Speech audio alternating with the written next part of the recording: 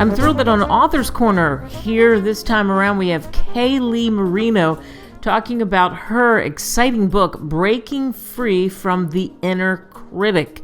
And I don't know how many people realize how critical they are of themselves, how much they criticize other people, how much it influences what happens around you and who you are. And boy, this book is one powerful read. I actually would recommend it to anyone. I think it's on the table for anyone. She's a holistic psychotherapist who's offered counseling for numerous soul-searching individuals and couples and even whole families. She's done it for over 36 plus years. Kalie, thanks so much for joining us.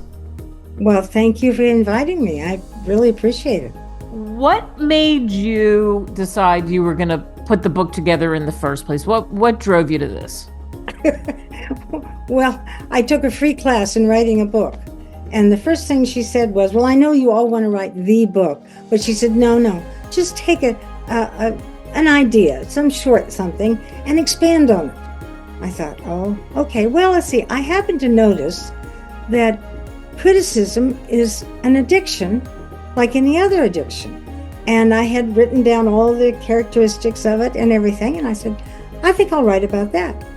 So I took this article, very short one I had written, in my observation of all the characteristics of addiction, and criticism had it. So I wrote it and just kept expanding from there and researching and what this and that and the other. And out came the book. And the book is interesting because it talks about all kinds of things. How do you break free from your inner critic, obviously. The symptoms, what are the symptoms, which I think is so key. You have steps, from self-awareness on down, because it is about breaking the habits. And people, I think, don't realize even that they absorb this from other people. It's like that backhanded compliment that's really criticism, and that they even put it out there into their space and into their head. Do you believe that? Oh yeah, it is a social disease. We think of sex as being a social disease or something like that, but no, criticism is a social disease. We catch it from each other. Yeah. And if you were raised by critical parents, then you probably became critical as a way of life. I think we stepped into it when we went into the scientific paradigm, because in science you look for what's wrong with this picture. That's one of the things you're looking for. The thing that doesn't belong. And then we do this in our life. And we start looking at what's wrong with this person. What's wrong with me? People go to a therapist to find out what's wrong with them. I said, no, I'm not going to tell you what's wrong with you. You need to know what's right with you. That's what we need help with. A lot of us don't know what's right with us. We're too busy focusing on what we think is wrong with us. Wow. So well said. And again, the subtitle, The Underlying Cause of All Addictions and Social Problems, the revisited version of Breaking Free from Critical Addiction is what we're talking about, because the updates, and again, amazing. What are the symptoms? You're not going to tell us everything because people really need to get the book, but what are some of the symptoms? One of the symptoms, oh, by the way, I got to read this because it's so perfect.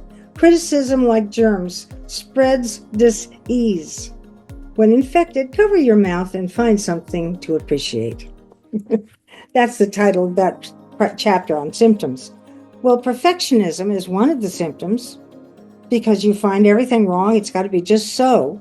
So a perfectionist is very critical. Self-righteousness, prejudice, bigotry, those are all signs of finding fault, right, with others. Sarcasm. Oh, I remember my father saying, well, I was only kidding. You don't need to be upset. I was just kidding. Well, his not kidding was hurting. And you can say something in sarcasm and really hurt somebody. It's actually veiled anger. Is what sarcasm is.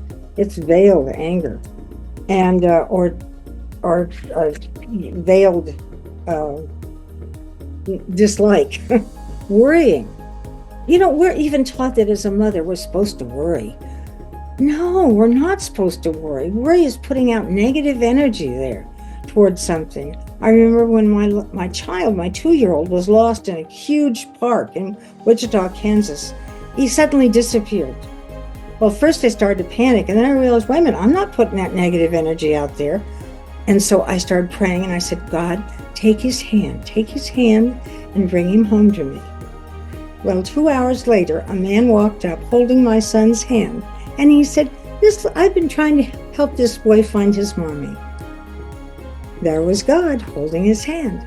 So worrying, we're not supposed to. We have faith in our children. Don't worry about your child. Have faith in them. Another one is denial and secrecy. My family was full of that. We just pretend it didn't happen, and that's really putting it down.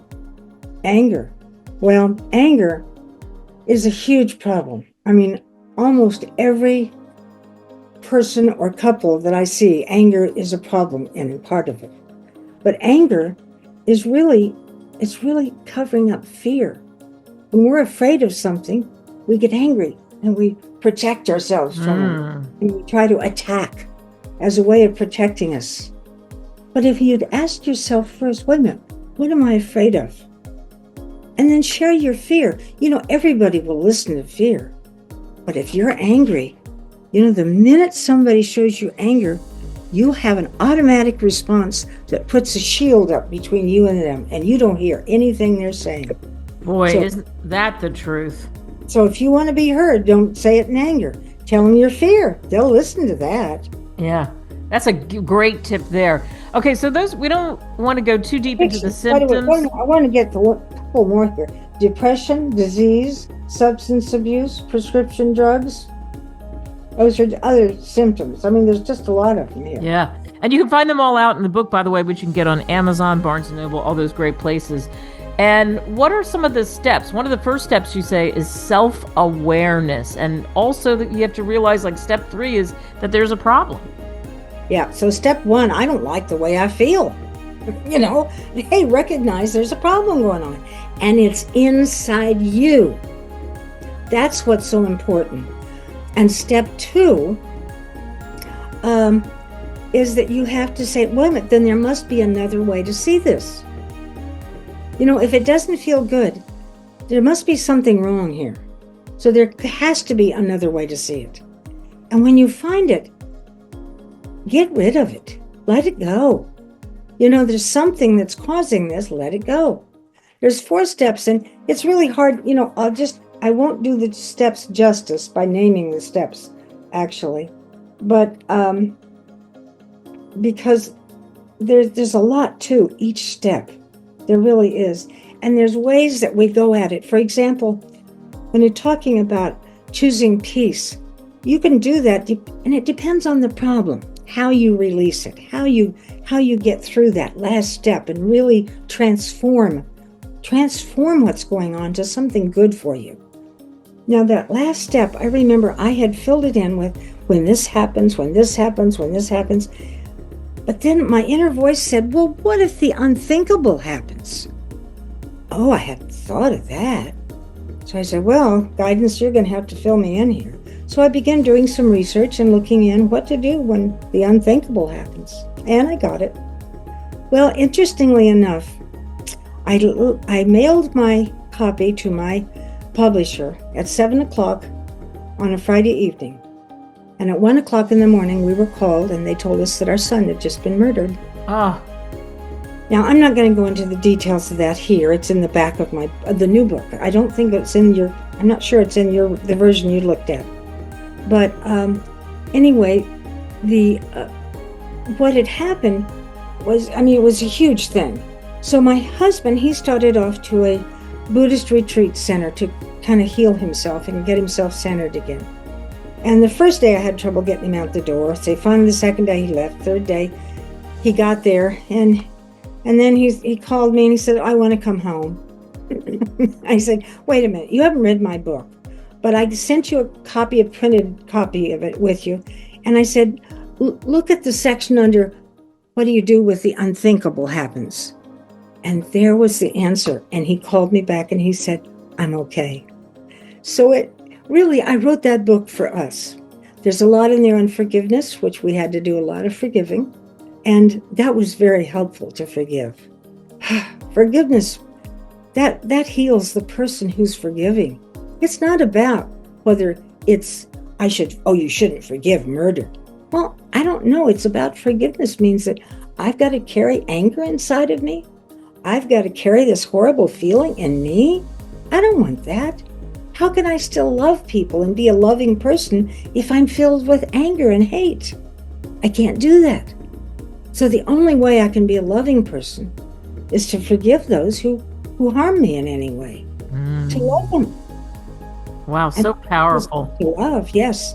Yeah. And by the way, we did forgive the person who shot him. Wow. But you're right. You can learn more about Michael. You talk about it. You talk about what, more details of what happened, but what an amazing thing when you say the unthinkable and the power of forgiveness. We only have 30 seconds left. Tell us, what you hope people take away from reading your book. I hope they take away the fact that it is a problem and you can heal your relationships. You can heal your relationship with your child.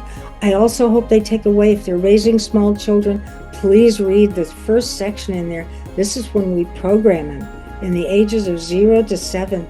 They're in the state of consciousness where everything they see, they believe is true. So if you say a negative thing about them, they take it on for the rest of their life. Oh, I'm a bad person. My mom said so. Or whatever it is. So I hope those with small children really take notice of that first section of the first 7 years of life. Again, such a great book. Breaking Free from the Inner Critic. Kalie Marino, what a delight to spend time with you. And I think you're going to help a lot of people, and you probably already have. I know you have. Thank you. Thank you for having me. I really appreciate it.